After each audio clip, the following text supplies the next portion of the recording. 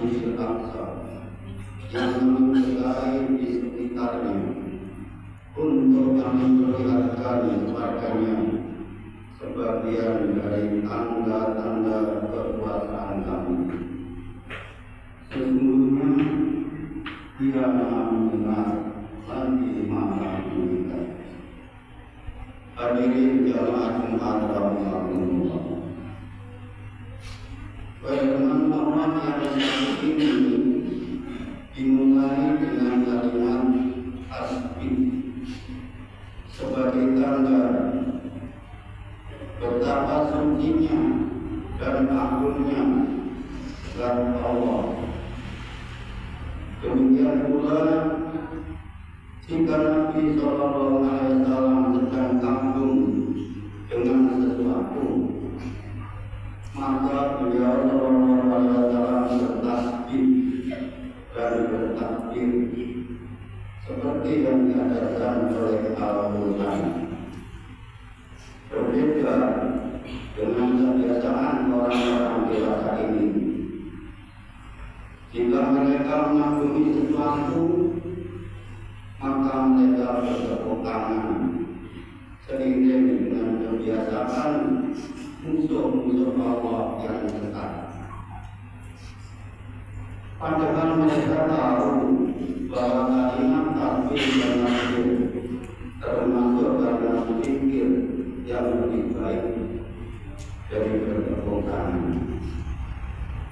Berdasarkan hadis-hadis yang sahih, para ulama Islam meyakini bahwa perjalanan Islam Nabi Sallallahu Alaihi Wasallam adalah perjalanan ruh dan jasad beliau Sallallahu Alaihi Wasallam dengan mengendarai Bukhari hingga ke Masjidil Aqsa.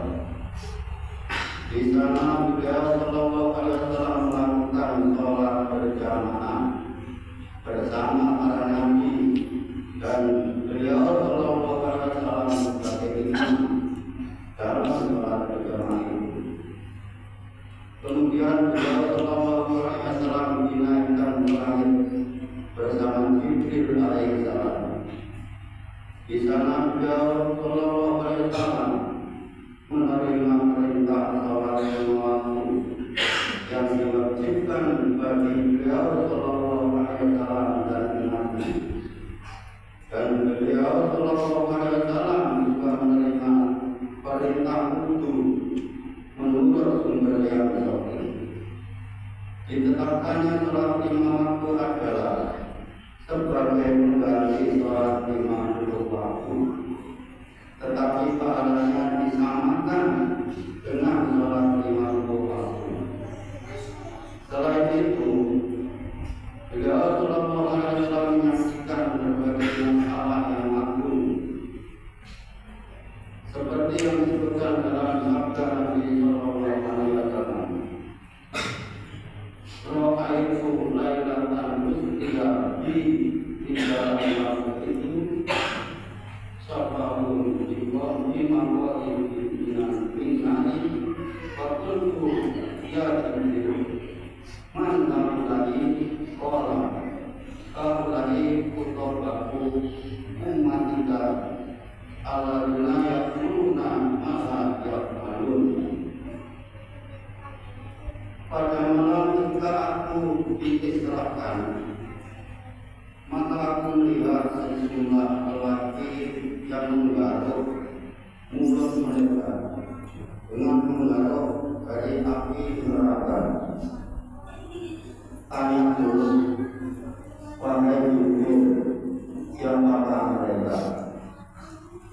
Jawab Jibril, mereka adalah para ahli ibadah dari umatmu yang suka mengatakan sesuatu yang tidak pernah mereka lakukan.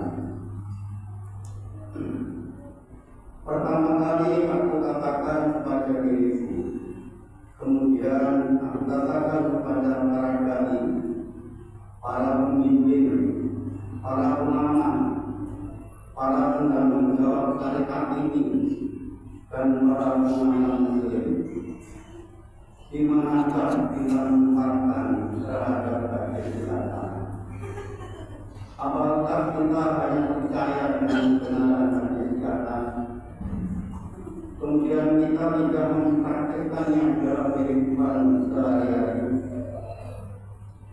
yang berkata kita bertentangan dengan perbuatan kita. Kalau orang umum dapat dibenarkan ketika menjauhi perbuatan jahat dan melakukan perbuatan baik saja, maka kita pun juga demikian. Tetapi kita wajib menunggu yang baik dan melarang yang mungkar. Tetapi tidak sama antara yang mengetahui dengan yang tidak mengetahui. Siapapun yang bertambah ilmunya tetapi tidak bertambah petunjuknya, maka dia makin bertambah jauh dari Allah Subhanahu wa Ta'ala. Perumpamannya adalah bagi seorang yang mengajari kebaikan kepada orang lain, tetapi dia tidak mau melakukannya sendiri, maka dia bagai lampu yang menerangi orang lain, tetapi membakar dirinya sendiri. Dalam masalah ini, Imam Al-Tabari Al-Hasan Al-Hasan Al-Basri berkata, siksa yang diterima para ulama ketika di dunia adalah matinya hati mereka karena berharap mendapat dunia dengan melakukan amal-amal akhirat. Semoga Allah melindungi kita dari ilmu yang tidak pernah maaf, dari mata yang tidak pernah menangis, dari hati yang tidak pernah tunduk, dan dari doa yang tidak pernah dikabulkan. Barakallahu li wa lakum fil Qur'anil Karim wa nafa'ani wa iyyakum bima fihi min ayatin hakim wa rabbana inni ila rabbina munqalibun amrul qalibatan wastaghfirullah azim li wa lakum wa lillahi